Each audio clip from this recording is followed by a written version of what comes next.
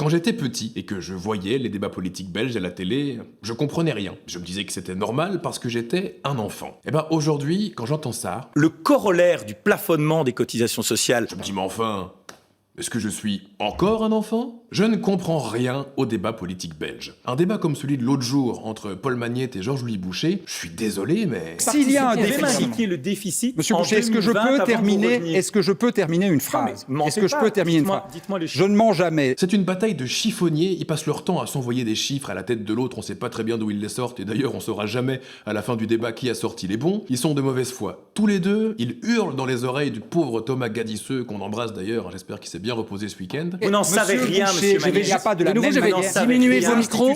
La régie va diminuer vos micros parce que c'est inaudible. Dans un moment du monde aussi anxiogène, complexe, difficile à lire, on a peut-être envie d'entendre parler d'idées, de conception du monde, de voir autre chose que des batailles d'ego et des guerres partisanes entre partis qui en plus ont tous les deux gouverné. La politique en Belgique depuis 30 ans, c'est le PS et le MR, donc tout ce qui existe, c'est vous les mecs. Dans un moment du monde aussi confus que maintenant, si vous aspirez vraiment à apporter un minimum de clarté et à convaincre, il va vraiment falloir élever le débat.